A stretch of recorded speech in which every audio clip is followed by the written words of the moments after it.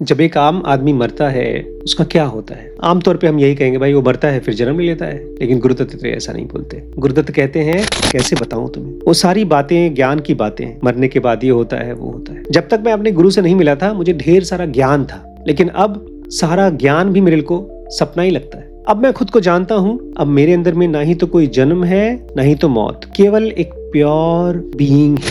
तो गुरुदत्त यहाँ पर एक खास चीज पर पॉइंट आउट करते हैं कि क्यों हम चिंता करते हैं मौत का या किसी भी तरह के दुख का। नमस्ते दोस्तों, त्रिपुरा रहस्य की सीरीज चल रही है जिसमें हम लोग गुरु दत्तात्रेय और परशुराम के बीच की बातचीत सुन रहे हैं। और ये फिजूल होगा अगर आप ये उम्मीद करें कि गुरुदत्त मंत्र जप के बारे में बात करेंगे या आपसे प्रार्थना करने के बारे में बात करेंगे। वो आपसे नहीं बात कर रहे हैं, वो बात कर रहे हैं परशुराम से, जो अपनी ज़िंदगी के ऑलमोस्ट सभी एकम्प्लिशमेंट्स को, जो भी चीज़ें वो फिजिकली कर सकते थे वो सब कर चुके हैं, पा चुके हैं। अब वो लास्ट स्टेज पर पहुंचना चाहते हैं और वो है समाधि के स्टेज पर। इसलिए कुछ भी क्वेश्चंस पूछते हैं वो, गुरु दत्तात्रेय क्या बोलते हैं, ऐसे तुम अपने सेल्फ तक पहुंचोगे। तो आज का क्वेश्चन है, when an ordinary man dies what happens to him. जब एक आम आदमी मरता है उसका क्या होता है? आमतौर पे हम यही कहेंगे भाई वो मरता है फिर जन्म ले लेता है, लेकिन गुरुदत्त तो ऐसा नहीं बोलते। गुरुदत्त कहते हैं जो उसकी बिलीफ है वही होता है। डेथ से पहले की जो लाइफ है, मतलब जिसको हम जी रहे हैं, वो एक इमेजिनेशन है। ऐसा ही होता है मरने के बाद, वो फिर से एक इमेजिनेशन में चला जाता है। सपना रुकता नहीं है, सपना चलता ही रहता है। एक आम आदमी जब मरता है तो उसका सपना जैसे फिजिकल वर्ल्ड में चल रहा था ऐसे ही मरने के बाद भी चलता रहता है। परशुराम कहते हैं और ज्ञानी का क्या होता है, जैसे आपका क्या होता है, ज्ञानी कभी मरता नहीं है। क्यों नहीं मरता? क्योंकि वो कभी पैदा ही नहीं हुआ। तो ये कहते हैं कि लेकिन वो दूसरों को तो दिखता है ना पैदा होते हुए, तो उसका कुछ तो होता होगा। बोलते हैं हाँ, दूसरों को जो कुछ भी दिखता हो, लेकिन वो खुद को नहीं दिखता पैदा होते हुए। उसके अंदर, ज्ञानी के अंदर, वो चीजों से और माइंड में होने वाले सभी मूवमेंट से फ्री है। ये बड़ी कमाल की चीज है। आज मैं और मेरी वाइफ रिम्पी दोनों बात कर रहे थे कि कैसे अगर हस्बैंड और वाइफ किसी बहस में जाते हैं, अपने रिलेशनशिप के किसी ऐसे मोड पे पहुंचते हैं जहां पर टूटने वाला है, तो क्या करें। तो हम दोनों यही डिस्कस कर रहे थे कि उनको बातें करनी चाहिए और कोशिश ये करना चाहिए कि वो गलती दोबारा ना हो।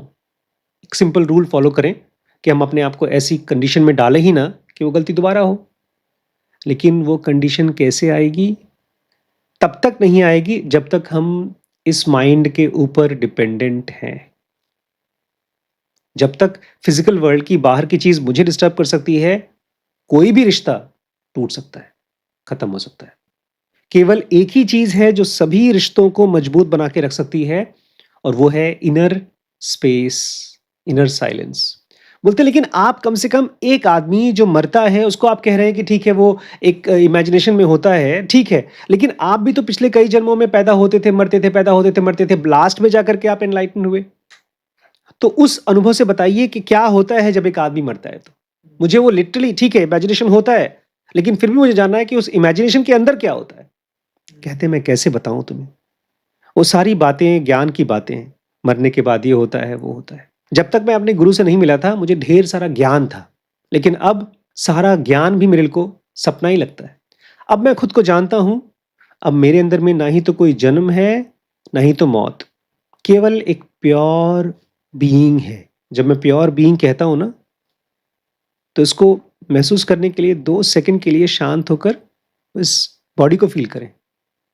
सोचिए ना, गुरुदत्त कहते हैं मैं ये हूं या वो हूं, ऐसा नहीं, मैं जस्ट प्योर बीइंग हूं। लेकिन जैसे ही मेरा माइंड एक्टिव होता है, और एक्टिव कैसे होता है, उसके अंदर ढेर सारा मेमोरीज रखा हुआ है। जैसे हमारे घर में कपड़े रखे हुए हैं, हम एक निकाल के पहनते हैं, पता नहीं यार आज ये नहीं पहनेंगे, कल इसको पहना था, आज कुछ और। या आज हमारे घर में कोई बहुत इंपॉर्टेंट आदमी आने वाला है तो और अच्छा कपड़ा पहनेंगे, या किसी इंपॉर्टेंट इवेंट में जाने वाले हैं तो और अच्छा कपड़ा पहनेंगे। ऐसे ही हमारे मन के अंदर में ढेर सारी मेमोरीज रखी हुई हैं। अलग अलग समय उन मेमोरीज को निकाल के हम जीते हैं, और उसी मेमोरीज की वजह से निकल के आती हैं अलग अलग इवेंट्स। और मैं तो अपना इसी जन्म को नहीं जानता हूं, तो अपने पिछले जन्मों को कैसे जान सकता हूँ? तो गुरुदत्त यहाँ पर एक खास चीज़ पर पॉइंट आउट करते हैं कि क्यों हम चिंता करते हैं मौत का या किसी भी तरह के दुःख का। अगर इस चीज़ को जो पॉइंट आउट कर रहे हैं उसको हम देख सके, इवन इफ दिन में एक बार ध्यान से देख सके या कभी भी एक बार हम बहुत गहराई से महसूस कर सके, तो हमारी भी मौत की चिंता हमेशा के लिए खत्म हो सकती है। वो कहते हैं कि ये हमारा मन है जो मूवमेंट में है, जो हिल-डुल रहा है, उसको हर चीज़ मूव होती हुई दिखाई देती है, हिलती हुई दिखाई देती है और इसी प्रोसेस में, मूवमेंट के प्रोसेस में वो समय बनाता है और फिर पास्ट और फ्यूचर की चिंता करता है। इनके हिसाब से सच पूछिए तो समय है ही नहीं, हमारे मन के अंदर में कोई समय नहीं है। लेकिन जैसे ही मन हिलता-डुलता है, वो समय बनाता है। इसी मोमेंट पर अगर कुछ देर के लिए हमारा मन या तो स्लो हो जाए या तो शांत हो जाए, तो हम उसी स्टेट को महसूस कर सकेंगे जो कभी मरता नहीं है, जिसका कभी जन्म नहीं होता। कहते हैं ये पूरा ब्रह्मांड चेतना के अंदर में खेल रहा है बच्चे की तरह। जैसे बच्चा पालने में खेलता है, ऐसे ये पूरा ब्रह्मांड एक बच्चे की तरह कॉन्शियसनेस में, उसको महातत्व कहते हैं, उसमें खेल रहा है। और ये ब्रह्मांड भी तब चालू होता है जब एक परफेक्ट ऑर्डर और हार्मनी होता है। मतलब जिसको हम देख रहे हैं, जहाँ पर हमको दुःख दिखाई दे रहा है, मौत दिखाई दे रही है, वो एक परफेक्ट ऑर्डर है, जैसे दिन और रात का और ऋतुओं का। उसमें कोई भी डिस्टर्बेंस, कोई भी केओस है ही नहीं। इसको कहते हैं महासत्व। ये भी हमको तब दिखाई देता है जब मन हमारा थोड़ा-सा शांत होता है। उसके पहले केवल हमको इवेंट्स दिखाई देते हैं, लड़ाइयों के, बीमारियों के, दुखों के और उससे अलग-थलग खुशियों के, सेलिब्रेशंस के और सक्सेस के, दोनों अलग-अलग दिखाई देते हैं। लेकिन महासत्व में सारे इवेंट्स चाहे छोटे हों, चाहे बड़े हों, चाहे अच्छे लगते हों, चाहे बुरे, वो सब एक सिंक्रोनस मूवमेंट में डांस की तरह दिखाई देते हैं। कहते हैं और जैसे सारी लहरें समंदर में होती हैं, ऐसे ही सभी चीज़ें, चाहे फिज़िकल हों, चाहे मेंटल हों, वो सब हमारी अवेयरनेस में चलती हैं।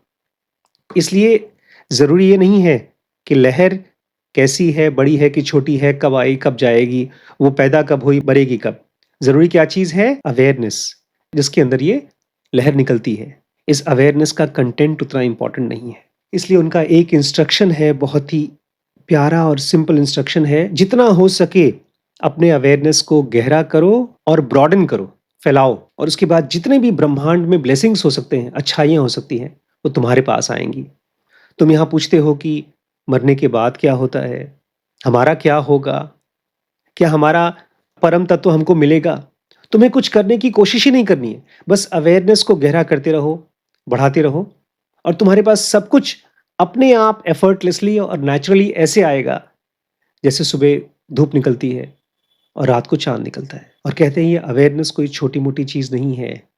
इसके अंदर में पाँचों इंद्रियाँ जिसके ज़रिए हम देखते हैं, हमारे मन के 4 फंक्शंस जिसको कहते हैं मेमोरी, थॉट, अंडरस्टैंडिंग और सेल्फहुड, गुरुदत्त। ये और 5 एलिमेंट्स धरती, पानी, आग, हवा और स्पेस और इस ब्रह्मांड के 2 एस्पेक्ट्स, एक मैटर और दूसरा स्पिरिट, ये सब के सब इसी अवेयरनेस में ऐसे कंटेन्ड हैं, ऐसे निहित हैं, जैसे बीज में पूरा का पूरा पेड़। इसी में से ही सब निकलता है। जब हम अपने अंदर में 2 सेकंड के लिए अवेयर हो सकते हैं, तो उस अवेयरनेस की कीमत क्या है? उसके अंदर है क्या? उसके अंदर है पाँचों इंद्रियाँ। अगर कोई बहरा है या कोई अंधा है, उसको लगता होगा मैं अपाहिज हूँ, लेकिन वो पाँचों इंद्रियाँ उसके अवेयरनेस में छुपी हुई हैं। इसलिए ऐसा होता है कि कोई आदमी का एक इंद्रिय अगर कमज़ोर हो जाती है, कोई अंधा है, तो उसके हाथ से छूने की एबिलिटी या कान से सुनने की एबिलिटी बढ़ जाती है, क्योंकि उसकी पाँचों इंद्रियाँ उसके अवेयरनेस में छुपी हैं। इसके अलावा माइंड के 4 फंक्शंस हमारे अवेयरनेस में हैं। माइंड में मेमोरी क्रिएट होता है, विचार बनते हैं, चीज़ों को देखकर गहराई से, चाहे ऊपर-ऊपर से हम समझते हैं या हमारा माइंड हमको एक फीलिंग देता है कि हम हैं, सेल्फहुड, कि मैंपन होने का, और क्या था माइंड का? अंडरस्टैंडिंग। इनफैक्ट ये 5 जो 4 यहाँ बताए गए हैं, ज़ुनोगा में इसको 5 बताए गए हैं। Memory, correct knowledge, incorrect knowledge, sleep, imagination.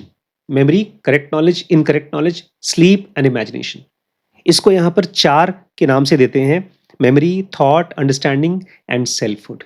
लेकिन इसके साथ-साथ वो भी चीज़ें हमारे अवेयरनेस में हैं जो हम कभी कल्पना नहीं कर सकते। पानी, हवा, धरती, आग और स्पेस। ये भी हमारे अवेयरनेस में से ही निकलते हैं।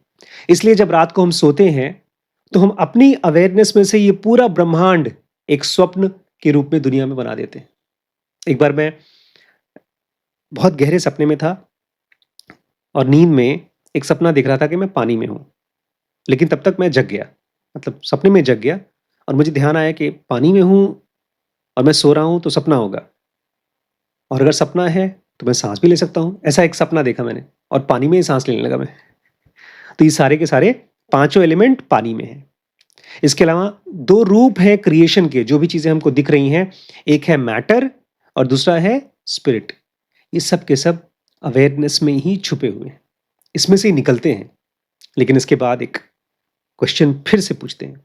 कभी तो ऐसा हुआ होगा कि आपको लगता होगा कि आप पहले जी चुके हैं।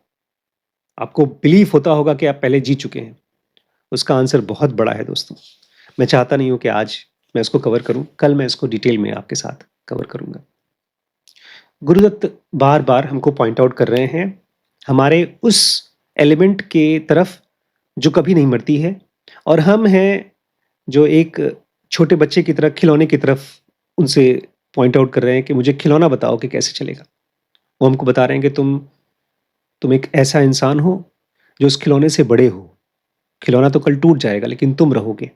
लेकिन हम इस शरीर को और इसके होने वाले इमेजिनरी बर्थ और डेथ को बार-बार पूछ रहे हैं। ये होता है, बिल्कुल होता है, जन्म होता है, मौत होती है, लेकिन उस एलिमेंट की नहीं होती जो आप और हम हैं, जिसको जानने के लिए गुरुदत्त बार-बार इंगित कर रहे हैं, पॉइंट आउट कर रहे हैं।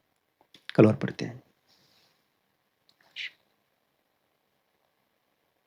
दोस्तों, सीरीज़ जो आपने अभी भी देखा ये dkbrains.com पे अवेलेबल है और अब हमने कुछ नया किया है इस प्लेटफ़ॉर्म पे।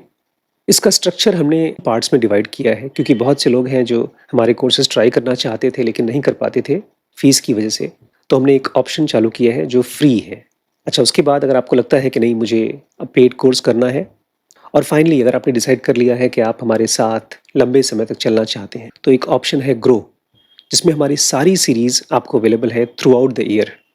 लेकिन उसके साथ-साथ इसको एक अपॉर्च्युनिटी भी बना सकते हैं अपनी अर्निंग का। बहुत ज़्यादा तो नहीं लेकिन फिर भी कुछ न कुछ आपको अर्निंग होगी जब आप इस सीरीज़ को देखते हैं और किसी और को रेफ़र करते हैं। ट्राई आउट करिएगा, मुझे कमेंट के ज़रिए बताइएगा। आपके सजेशंस हमारे लिए बहुत इम्पोर्टेंट हैं। मैं वेट करूँगा आपके कमेंट्स का। ठीक है। नमस्कार।